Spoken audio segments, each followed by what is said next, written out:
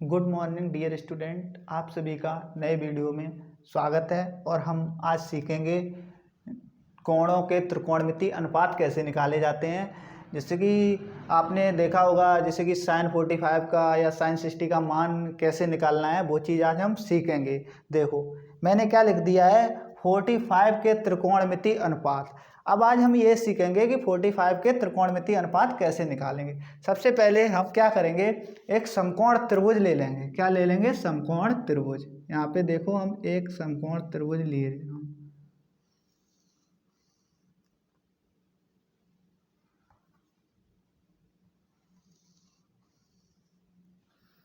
समकोण त्रिभुज A B और सी। यहाँ से आप लोग देख रहे हो जो हमारा कोण बी है वो कैसा है, समकोण है, मतलब 90 डिग्री का एंगल है। और इसके सामने वाली भुजा हमारी क्या होती है? कर्ण। समकोण त्रिभुज में 90 डिग्री के सामने वाली भुजा क्या होती है? कर्ण होती है। अब जो शेष एंगल बचे हैं, कौन सा? एंगल ए और एंगल सी। अगर हमने मान लिया कि हम 45 डिग्री के लिए मान निकाल रहे हैं, तो हम इसे कितना मानेंगे? 45 डिग्री, यही तो मानेंगे। अब ये हमारा 90 है, ये 45 है, और मुझे पता है अगर ये 90 है तो शेष दोनों कोणों का योग कितना होना चाहिए? 90 होना चाहिए, क्योंकि हम जानते हैं त्रिभुज के तीनों कोणों का योग कितना होता है? 180 होता है। अब यहाँ से ये हमारा 45 है, तो ये भी हमारा कितना होगा? 45 डिग्री होगा। ये ध्यान रखना। और अब हम क्या कह सकते हैं? देखो अगर ये हमारा 45 डिग्री है और ये भी 45 डिग्री है, तो इस 45 डिग्री के सामने भुजा कौन सी है? BC। और इस 45 डिग्री के सामने भुजा कौन सी है? AB। अब हमेशा ध्यान रखना, किसी त्रिभुज में अगर दो एंगल हमारे समान हो तो उनके सामने वाली भुजाएं भी कैसी हो जाती हैं? समान हो जाती हैं। ये भुजा हमारी किसके समान हो जाएगी? इसके। AB भुजा वो BC के समान हो जाएगी। अब हम इसे कुछ वैल्यू दे रहे हैं। मान लिया मैंने इसकी डिस्टेंस A है, इसकी जो डिस्टेंस मतलब दूरी A है, तो ये अगर A है तो ये भी हमारी क्या हो जाएगी? A। अब यहाँ से हम निकालते हैं कर्ण की वैल्यू। अब हम क्या लगाएंगे? पाइथागोरस प्रमेय। पाइथागोरस प्रमेय से पाइथागोरस प्रमेय लगाएंगे। अब हमारा कर्ण है क्या? AC। तो हमने क्या लिख लिया? AC स्क्वायर बराबर क्या हो जाएगा? AB square plus BC square.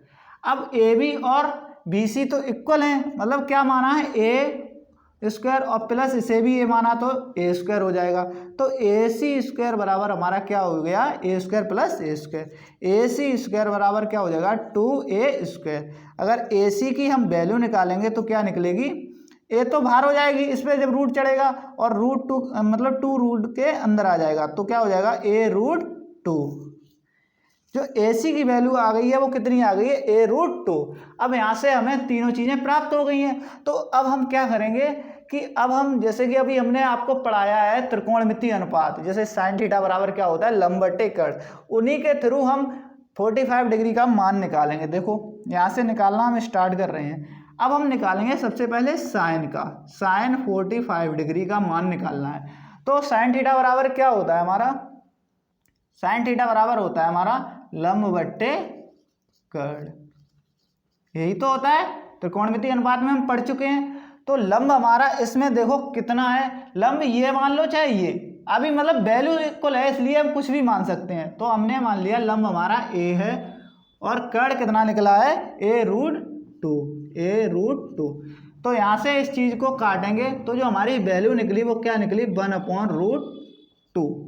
ये हमारी वैल्यू निकल आई किसकी? साइन 45 डिग्री की। अगर यहीं पे हम बात करते हैं किसकी?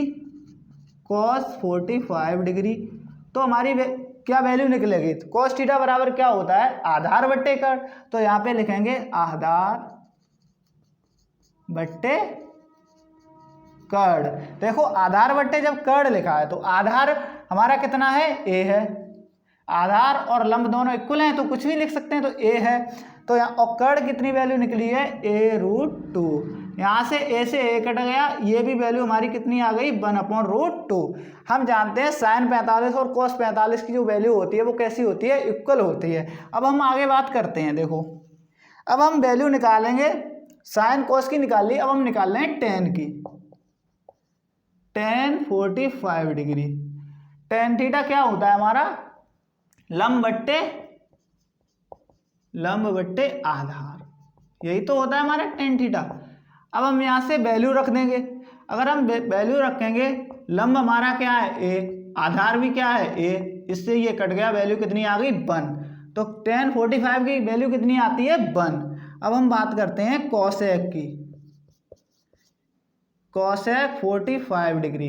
अब देखो कोसेक को हम दो तरीके से निकाल सकते हैं, क्या करके, अगर इसे कोसेक थीटा बराबर क्या होता है 1/sin थीटा, लेकिन हम इसे त्रिकोणमितीय अनुपात से निकालेंगे, तो कोसेक का क्या होता है कर्ण बट्टे लंब, क्या होता है कर्ण बट्टे लंब।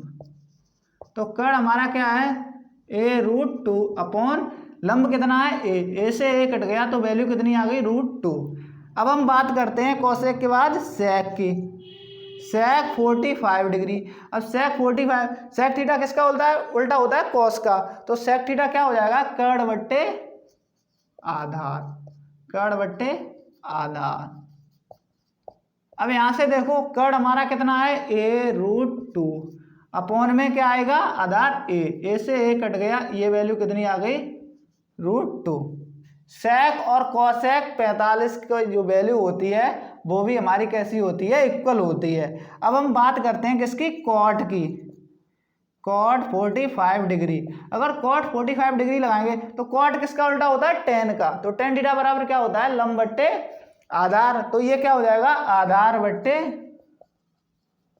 लंब।